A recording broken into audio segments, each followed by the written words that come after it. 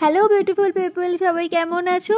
ছুটির দিন বারান্দায় দাঁড়িয়ে চা খেতে খেতে মনে হলো আজকে বাইরে কোথাও পেট পুজো করলে কেমন হয়। তাই আর বেশি কথা না বাড়িয়ে আগে চলো রেডি হয়ে নিই।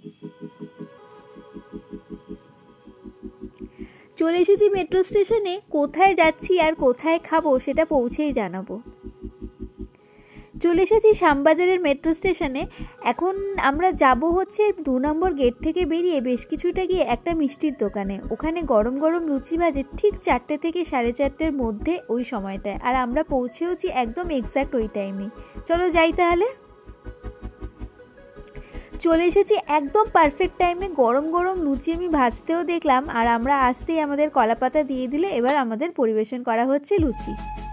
একটা প্লেটে 3টে লুচি, খেতে তো অসাধারণ, আর তরকারি তো আমার খুবই ভালো লেগেছে। একটু মিষ্টিটা আমার বেশি মনে হচ্ছে, বাট ঠিক আছে, খুবই ভালো লেগেছে খেতে। সাথে আমি খেয়েছিলাম নরেন গুড়ের রসগোল্লা, সেটা তো যা ছিল এখনও জিভে লেগে থাকার মতন। এখানের খাবার পর্ব শেষ করে যাব আরেকটা জায়গায়। সেখানে তো হয়েছে আরেক কাণ্ড। আগে খাওয়াটা শেষ করে নিই, তারপর তোমাদের সেই গল্পটা বলবো। তোমরা তো দেখতেই পাচ্ছ আমি কোথায় এসছি পার্শ্বনাথের মন্দিরে, যেটা বেলগাছিয়া ব্রিজের একদম শেষ মাথায়। এখানে যারা এসেছো তারা তো জানোই, এখানে আবার হিন্দুদের প্রবেশ করতে দেওয়া হয় না, জৈন ছাড়া এখানে প্রবেশ নিষিদ্ধ। এটা আমি জানতাম না, এটা আমি এখানে এসে জানলাম। তাই শীতের সময় যারা এখানে ভিজিট করতে চাও, যারা ঘুরতে আসতে চাও, তারা কিন্তু এখানে যদি আসো, জৈন ধর্মে বিশ্বাসী এমন একজনকে সঙ্গে করে নিয়ে আসতে হবে, নাহলে কিন্তু এখানে প্রবেশ করা যাবে না। আর এখানে আমাদের যিনি সিকিউরিটি গার্ড ছিলেন, তিনি আমাদের খুব ভালো মতন গাইড করে দিলেন যে এই ব্রিজটার একদম শেষ মাথাতে দাঁড়ালেই পাইকপাড়ার অটো পাওয়া যায়। সেইখানে অটোওয়ালাকে বললেই ওরা আমাদের সাদা মন্দিরে নামিয়ে দেবে। পার্শ্বনাথের মন্দিরের বেসিক্যালি সাদা মন্দিরটাতেই বাঙালিরা প্রবেশ করতে পারে। আমরা অটো থেকে নেমে চলেও এসেছি এখানে। এইটা হচ্ছে পুরো এন্ট্রান্সের জায়গাটা।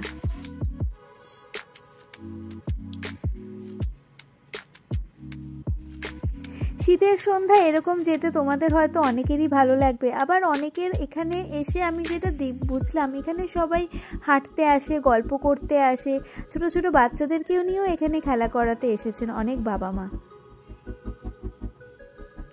এই হচ্ছে পার্শ্বনাথের মন্দিরের মেইন মন্দির। কিন্তু এখানে সেই একই, কোনো রকম ক্যামেরা নিয়ে প্রবেশ করা যায় না, আর কোনো রকম ছেঁড়া জামা কাপড়েও কিন্তু এখানে প্রবেশ করা যায় না। ভেতরটা পুরোটাই একদম বেলজিয়াম কাঁচ দিয়ে পুরো সুসজ্জিত একটা মন্দির।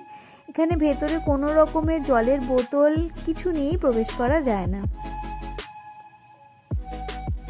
ওখান থেকে বেরিয়েই আমরা চলে এসেছিলাম আরেক দফা পেট পুজো করার জন্য। এসেছিলাম গোলবাড়িতে।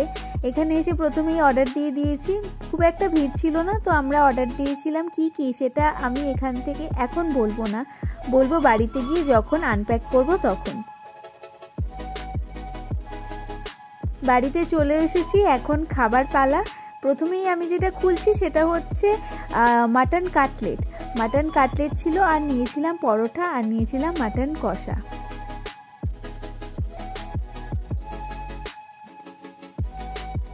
গোলবাড়ি মানেই একটু কালো কালো মাংস, কিন্তু খেতে কিন্তু অসাধারণ। তোমরা কিন্তু সবাই একবার ট্রাই করো, আর যারা যারা ট্রাই করেছো তারা তো জানোই কেমন খেতে। তাই এখন চলো আমি খেয়ে নিই। আর তোমরাও যদি পারো অবশ্যই কিন্তু এই শীতের সময় একবার ট্রাই করো পার্শ্বনাথের মন্দির গিয়ে। আর সাথে সাথে পেট পুজো করার ইচ্ছা থাকলে এরকম জায়গা ছাড়া আর তো জায়গায় অনেক রয়েছে, কিন্তু এটা হচ্ছে সব থেকে বেস্ট। তো চলো, দেখা হবে নেক্সট ব্লগে। Tata, stay tuned.